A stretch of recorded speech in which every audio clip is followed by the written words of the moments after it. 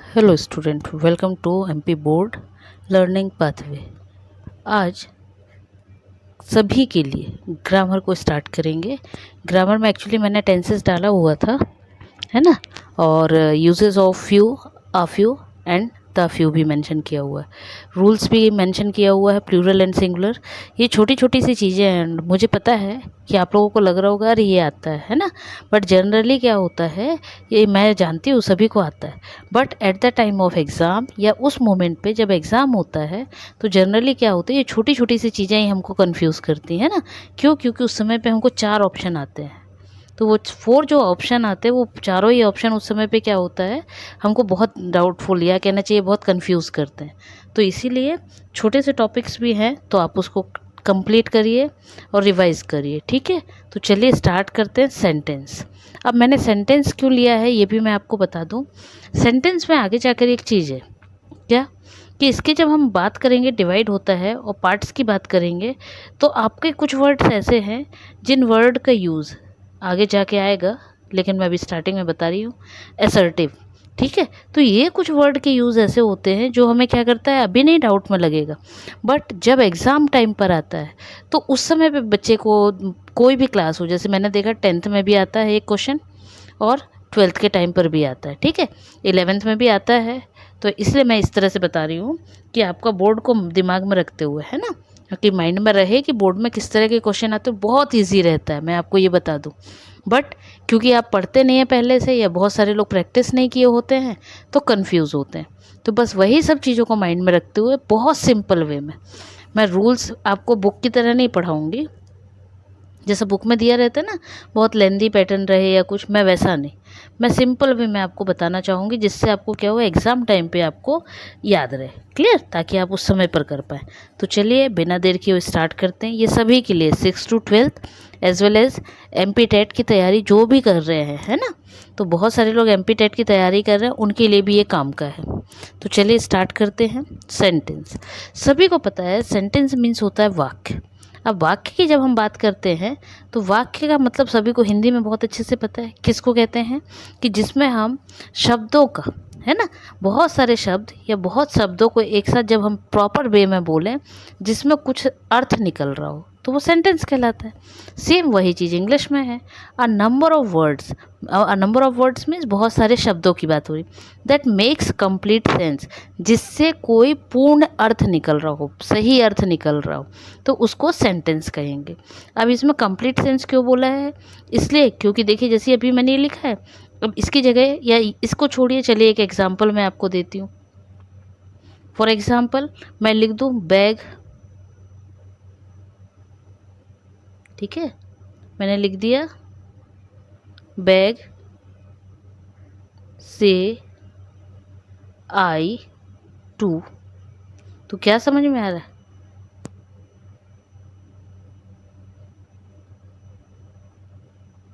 नहीं आ रहा है ना। आप कोशिश करिए, पढ़ के देखिए, बैग से आई टू क्या है, ये कुछ भी नहीं। बट यदि इसी को आप देखो तो आप जब एप्लीकेशन लिखते हो, आप एप्लीकेशन में लिखते हो पहली लाइन आई बैग टू से, लिखते हैं। अब देखिए इसी का शब्द वही है ना, पूरे शब्द वही, लेकिन इस शब्द में कोई अर्थ नहीं निकल रहा। लेकिन जब इन्हें आपने प्रॉपर वे में सही तरीके से लिखा तो इसका मीनिंग निकलने लग गया, तो उसी को सेंटेंस बोला जाता है। तो आई थिंक क्लियर होगा कि शब्दों का समूह जिससे हमें पूर्ण अर्थ या सही अर्थ निकलता है उसको सेंटेंस बोलते हैं, है ना, वाक्य बोलते हैं। तो क्लियर है, चलिए आगे देखते हैं। अब एग्जाम्पल आपको बता दिया, जितने भी सेंटेंसेस हैं सभी वाक्य हैं। कैसे, फॉर एग्जाम्पल यदि मैं बोलूँ दिस इज़ अ पेन, ये भी तो एक वाक्य हो गया, है ना। फिर मैं बोलूँ दैट बुक इज़ योर्स, ठीक, वो जो बुक है वो किसकी है, तुम्हारी है। तो इस तरह के कोई भी सेंटेंस है, जितने भी वाक्य हैं वो कहलाते हैं सेंटेंस। अब parts of sentence, parts of sentence क्या होता है, तो पार्ट्स ऑफ सेंटेंस मतलब होता है वाक्य के, एक्चुअल में हिंदी तो एग्जैक्ट मैं नहीं बता पाऊंगी क्योंकि मे बी मैं ही रॉन्ग बोल दूं, है ना, लेकिन मैं बिल्कुल इजी वे में आपको समझा रही हूँ कि सेंटेंस के जो हम अलग अलग जो पार्ट हो करते हैं, पार्ट कैसे है वो भी बता दूं। फॉर एग्जांपल जैसे मैंने अभी लिखा था दिस इज़, सेंटेंस चेंज कर दे रही हूँ है ना, दिस इज़ माई पेन लिखा। अब इसमें क्या है, ये देखिए 4 शब्दों से बना हुआ है। अब लेकिन इसमें क्या है, इसको हम अलग अलग तरह से देखेंगे। कैसे, जैसे यहाँ पे किसकी बात हो रही, दिस मतलब किसी चीज़ की बात कर रहे हैं, इज़ माई पेन, ठीक है। तो ये जो दिस, या और इजी कर दूँ मैं आपको, रुक जाइए, किसी का नेम लेके कर देते हैं ना। जैसे मैं, चलिए नाम लेके कर देती हूँ। तो जैसे Ram is going to temple, ठीक है। राम कहाँ जाता है, टेम्पल जा रहा है। तो देखिए इसमें हम जिसके बारे में बात कर रहे हैं, ठीक है, मतलब सीधी सी बात है, उसी को पार्ट की बात करें। जिसके बारे में बात कर रहे हैं वो एक चीज़, और उसके बारे में जो बात की जा रही है वो दूसरी चीज़। तो ये जो हमने डिवाइड किया है, एक चीज़, और जिसके बारे में जो बोला जा रहा है दूसरी चीज़। तो ये जो हमने दो तरह से डिवाइड किया ना, एक ये और एक ये, इसी एक और दो को हम कहते हैं पार्ट्स ऑफ सेंटेंस। क्लियर। तो चलिए देखते हैं आगे। अब इसमें क्या दिया हुआ है कि पार्ट्स ऑफ सेंटेंस में पहला है सब्जेक्ट। तो सब्जेक्ट किसको कहते हैं, देखिए, अ नाउन, प्रोनाउन और noun phrase that performs the action और is described in the sentence. बोले नाउन या प्रोनाउन या नाउन फ्रेज, मतलब कुछ भी हो सकता है। जैसे नाउन संज्ञा होती है, सर्वनाम होता है, तो वो कह रहे हैं नाउन या प्रोनाउन, है ना।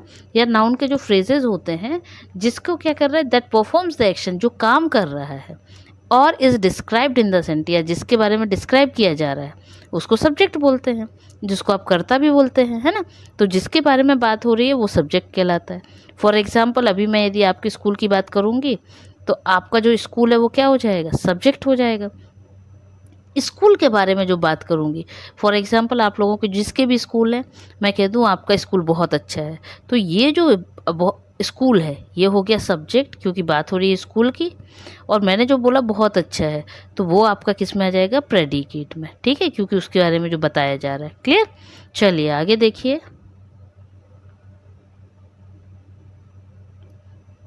नेक्स्ट है प्रेडिकेट। मतलब क्या कहना चाह रहे हैं, वाक्य जो होता है, सेंटेंस, उसके दो पार्ट होते हैं, ठीक है। पहला होता है सब्जेक्ट, कर्ता, मतलब जो कर रहा है, और दूसरा होता है प्रेडिकेट, जिसके बारे में, जो भी कर्ता के बारे में बात की जा रही है, उस सब्जेक्ट के बारे में। तो देखिए क्या लिखा है, अ वर्ब, एडवर्ब और एडजेक्टिव दैट डिस्क्राइब्स और state of being the subject. तो उन्होंने क्या बोला कि कोई भी वर्ब, अब वर्ब किसको बोलते हैं, तो वर्ब आपको पता है क्रिया को बोला जाता है। एडवर्ब तो क्रिया की विशेषता बताने वाले को क्या बोलते हैं, एडवर्ब बोलते हैं। एडजेक्टिव तो एडजेक्टिव मतलब होता है जब हम किसी चीज़ की विशेषता बता रहे हो, ठीक है। तो जब वर्ब, एडवर्ब और इनके बारे में हम जब बात कर रहे हैं, तो उसको कहते हैं, है ना, द एक्शन और state of being of the subject. Subject के बारे में जो भी कुछ बताया जा रहा है, किसके द्वारा, वर्ब के द्वारा, एडवर्ब के द्वारा या एडजेक्टिव के द्वारा जो बताया जा रहा है, उसको हम कहते हैं प्रेडिकेट। जिसको हिंदी में, अभी मैं आपसे बोल रही थी ना, यदि आपने हिंदी में ग्रामर पढ़ी होगी, तो हिंदी में एक्चुअल में सब्जेक्ट को कहते हैं, मैं आपको बता ही देती हूँ, कन्फ्यूज़न ना हो। तो सब्जेक्ट को कहा जाता है उद्देश्य, सब्जेक्ट को बोलते हैं उद्देश्य, ठीक है, यदि आपने पढ़ा हो तो। और नहीं पढ़ा है तो सबसे इजी इंग्लिश का है सब्जेक्ट। और प्रेडिकेट को कहते हैं विधेय, विधेय मतलब उद्देश्य, मतलब जिसके के बारे में जो बात की जा रही है वो उद्देश्य, है ना, और उसके बारे में जितना जो कुछ बोला जा रहा है वो प्रेडिकेट। तो आप इंग्लिश को ही ध्यान रखिए, हिंदी वाला और टफ है वर्ड्स, ठीक है। तो जिसके विषय में कुछ कहा जाए सब्जेक्ट, और सब्जेक्ट के विषय में कुछ बताएं तो उसे प्रेडिकेट कहते हैं, सीधा सा है, ठीक है। तो आई होप इतना आपको क्लियर हो गया होगा। चलिए आगे बढ़ते हैं। काइंड्स ऑफ सेंटेंस, देखिए मैंने इसको जानबूझ के लिखा हुआ है और आपको बताना चाह रही हूँ। क्यों, क्योंकि क्या होता है, बहुत से जगह बच्चे कंफ्यूज होते हैं। सेंटेंसेस को ग्रामर में कहीं कहीं मेन 4, एक्चुअल में 4 मेन है, बट कहीं कहीं 5 पार्ट्स में भी डिवाइड किया गया है, ठीक है। तो जब 5 पार्ट्स में डिवाइड किया गया है, तो एटलीस्ट आपको पता होना चाहिए कि ये 5 पार्ट्स में डिवाइड क्यों है। क्योंकि यदि नहीं पता होगा तो क्या होगा, आपका पूरा जो ग्रामर है, या आपके जितने भी सेंटेंस से रिलेटेड जो भी ग्रामर आपको आएगी, आपके सब बार बार रॉन्ग होंगे, है ना। तो आपको पता होना चाहिए। अब करना क्या है, देखिए, जब हम बात करते हैं काइंड्स ऑफ सेंटेंस की, तो काइंड्स ऑफ सेंटेंस में 5 टाइप्स के होते हैं। कौन कौन सा, number 1 assertive, second interrogative, third imperative, fourth exclamatory and fifth one is optative. ठीक है, ये आपके क्या हो गए, 5 आपके 5 काइंड्स हो गए, जिसको आप प्रकार भी कहते हैं। ठीक है, अब असर्टिव की बात की जाए तो मैं इसलिए बता रही हूँ कि मैं वो 4 आगे बताऊंगी आपको। ठीक है, तो असर्टिव की जब बात की जाए तो असर्टिव मैं बार बार इसलिए बोल रही हूँ क्योंकि इसके बेस पर आपका क्वेश्चन आता है बेटा, बोर्ड में भी आता है ना, टेट वगैरह में भी आता है, और बहुत बार बच्चे कंफ्यूज असर्टिव में ही होते हैं, बाकी सब में नहीं होते हैं। क्यों? क्योंकि असर्टिव को ही दूसरी जगह पे बहुत जगह पे जो मेन ग्रामर में अब बोला जाता है 4 पार्ट्स में, तो उसको डिक्लेरेटिव बोला जाने लगा है। ठीक है, तो असर्टिव और डिक्लेरेटिव एक ही चीज़ है। तो चलिए असर्टिव को समझने की कोशिश करते हैं। असर्टिव मतलब होता है कि वैसे वाक्य या वे वाक्य जिसको क्या है हम साधारण बोलने में यूज़ करते हैं। कैसे? फॉर एग्जाम्पल आप जितने सेंटेंस बोल रहे हैं ना, कथन बोलिए या है ना, तो ये जितने भी सेंटेंसेस आप बोल रहे हैं वो सब आपके क्या है, असर्टिव है। अब असर्टिव सेंटेंस में कैसे पहचानेंगे? तो असर्टिव सेंटेंस जो होता है उसका मेन जो है बेटा वो 2 भागों में है। कैसे 2 भागों में है, ये मैं इसलिए बता रही हूँ क्योंकि इसके जो 2 प्रकार हैं असर्टिव के, जिसको आगे जाके डिक्लेरेटिव के मैं बताऊंगी भी, बट इसके जो 2 प्रकार है वो क्या है, इसमें 2 प्रकार होते हैं जो आपके एग्ज़ाम से रिलेटेड है। एग्ज़ाम से रिलेटेड तो ये 5 पूरे हैं, बट असर्टिव में 2 क्या होता है, पहला होता है अफर्मेटिव और दूसरा होता है नेगेटिव सेंटेंस। अब आपको शायद याद आ जाएगा, इसको मैंने पेज को इसलिए इतना ब्लैंक छोड़ा हुआ है कि आपको बता पाऊँ। देखिए, तो असर्टिव की बात कर रही हूँ मैं। ठीक है, असर्टिव, तो असर्टिव की जब हम बात करेंगे, थोड़ा सा नीचे कर देते हैं, तो जब हम असर्टिव की बात करेंगे तो देखिए असर्टिव में क्या होता है, इसको डिवाइड किया गया 2 में। किस किस में? नंबर 1 अफर्मेटिव, अफर्मेटिव MATIVE मैं लिख रही हूँ, आप नोट कर लीजिएगा। दूसरा है नेगेटिव सेंटेंस। ठीक है, अब अफर्मेटिव और नेगेटिव सेंटेंस क्या होता है, ये मेन है। ठीक है, इम्पॉर्टेंट है, मेन है, क्योंकि ये आपके एग्ज़ाम में हमेशा ग्रामर में 1 नंबर का आता ही आता है। ठीक है, आते तो और भी हैं बट इसको मोस्टली इस पर आता है और बच्चे कंफ्यूज होते हैं। तो अब अफर्मेटिव क्या होता है, असर्टिव मतलब तो मैंने बता दिया, साधारण जितने भी वाक्य बोले जाते हैं वो सब अफर्मेटिव है। ठीक है, फॉर एग्जांपल जैसे अभी मैं बोल रही हूँ, इसमें आधे से ज़्यादा क्वेश्चन जो सेंटेंस है वो क्या है आपके, अफर्मेटिव ही है, असर्टिव ही है। अब असर्टिव को 2 पार्ट में जो डिवाइड किया गया है, या 2 प्रकार के जो असर्टिव हैं वो कौन कौन से हैं, पहला है अफर्मेटिव, दूसरे है नेगेटिव। अफर्मेटिव मतलब होता है, चलिए मैं यहाँ पे लिखवा भी देती हूँ तो आपको दिक्कत नहीं होगी। अफर्मेटिव, अफर्मेटिव मतलब क्या होता है, तो आपको आप नोट कर लीजिए, मैं बता रही हूँ। अफर्मेटिव मतलब होता है पॉजिटिव सेंटेंस, जिसको आप कहते हैं सकारात्मक, है ना, तो पॉजिटिव सेंटेंस। अब ये पॉजिटिव सेंटेंस क्या है, सेंटेंस को बार बार पूरा नहीं लिख रही, पॉजिटिव सेंटेंस क्या है, तो वे सेंटेंस जिन सेंटेंसेस में हम किसी भी चीज़ का बात कर रहे हैं तो उस वाक्य में हम क्या करेंगे, सकारात्मक वाक्य का बात करेंगे। फॉर एग्जाम्पल जैसे आपने बोला आज स्कूल जाना है, ठीक है, तो आपने जो बोला ना आज स्कूल जाना है, ये आपका क्या हो जाएगा, सकारात्मक। और इसी में आप बोल दो नहीं नहीं आज स्कूल नहीं जाना है, तो तुरंत किस में बदल गया, सेकंड वाले में, किस में, नेगेटिव सेंटेंस में। क्लियर? तो आपको अफर्मेटिव समझ में आया, जहाँ पर हम सब जो बात कर रहे हैं, वाक्यों की जो बात हो रही है, तो वे वाक्य जिनको हम सकारात्मक तरीके से बोलते हैं या लिखते हैं तो वो हमारे अफर्मेटिव सेंटेंस कहलाते हैं। दूसरा है नेगेटिव। अब जब नेगेटिव की बात हो रही है तो नेगेटिव मतलब वर्ड से ही समझ में आता है कि नेगेटिव मतलब होता है नकारात्मक, नकारात्मक। तो नकारात्मक में क्या होता है, तो नकारात्मक में हम सब चीज़ें क्या बोलते हैं, नहीं, नो, नेवर, है ना। तो जहाँ पर भी नहीं नहीं नहीं कर रहे हैं वो सब आपके वाक्य कौन से हैं, नेगेटिव ना है या नकारात्मक है।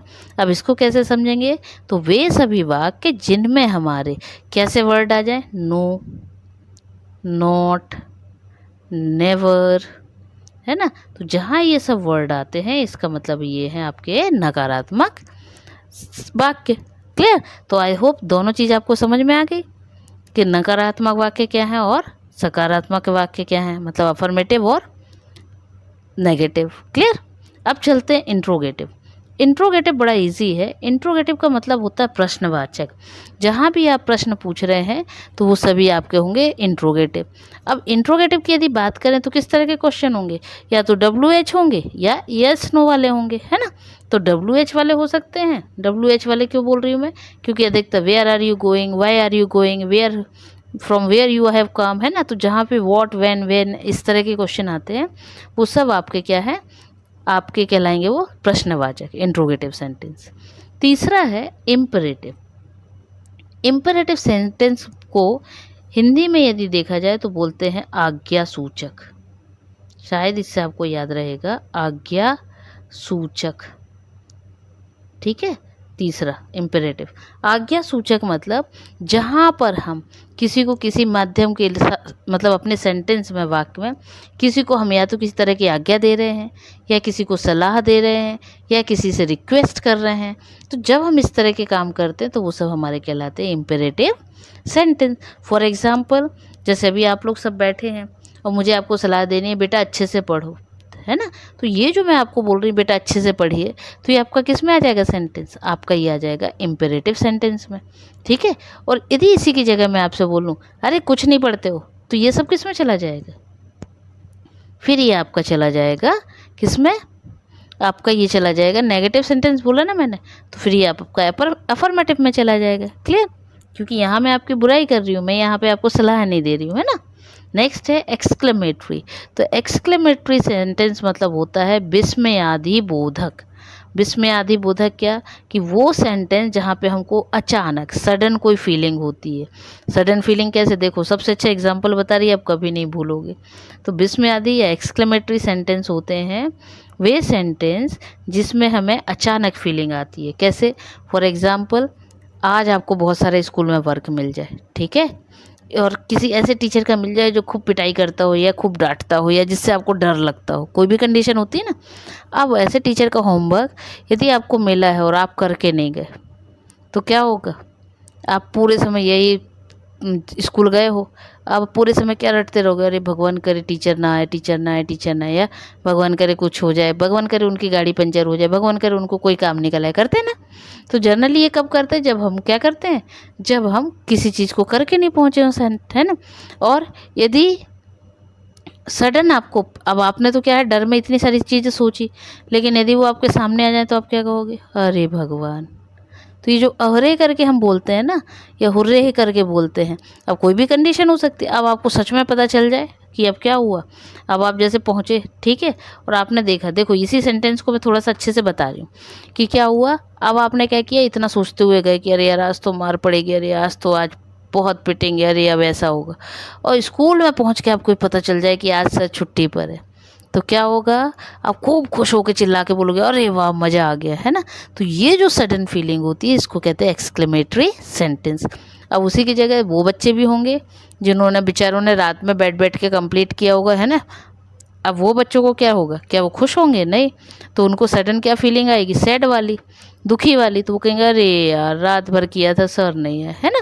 तो ये जो दो तरह की फीलिंग आई, खुशी की हो सकती है या दुखी की भी हो सकती है। तो ये जो सडन फीलिंग आती है, इस सडन फीलिंग को कहते हैं एक्सक्लेमेटरी सेंटेंस। नेक्स्ट है ऑप्टेटिव। ऑप्टेटिव मतलब होता है इच्छावाचक।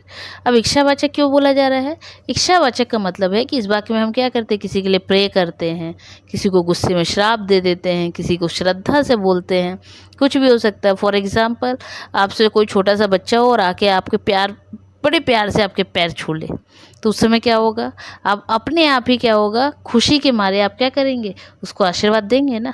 तो वो जो आपने खुशी के मारे आशीर्वाद दिया, तो आपने ये जो आशीर्वाद दिया वो किस में आएगा, ऑप्टेटिव सेंटेंस में। क्लियर, तो ये हो गया आपका ऑप्टेटिव सेंटेंस। तो आई होप क्लियर हो गया होगा आपको, इतना क्लियर हुआ। चलिए नेक्स्ट देखते हैं काइंड्स ऑफ सेंटेंस, वही जो अभी ऊपर था, लेकिन मैंने बोला ना अब ग्रामर के बेस पे ये 4 टाइप्स के होते हैं। कौन से, पांचों वो भी करेक्ट है, लेकिन जनरली इसको इस वे में भी दे दिया जाता है, तो कंफ्यूज मत होना। डिक्लेरेटिव, डिक्लेरेटिव सेंटेंस वही है जिसको हमने अभी थोड़ी ही देर पहले असर्टिव सेंटेंस बोला। जिसको पहचानेंगे कैसे, इसको मैंने दोनों को एक ही जगह पे कर दिया है, क्योंकि 2 जगह बताने से अच्छा एक जगह सिंपल वे में बता दें जिससे आपको याद रहे। ठीक है, क्या कि डिक्लरेटिव सेंटेंस जो होते हैं टेल्स अबाउट समथिंग, किसी के बारे में बताते हैं, उसके आखिरी में इट एंड्स विथ ऐसा, मतलब फुल स्टॉप, उसके आखिरी में फुल स्टॉप लगा होता है।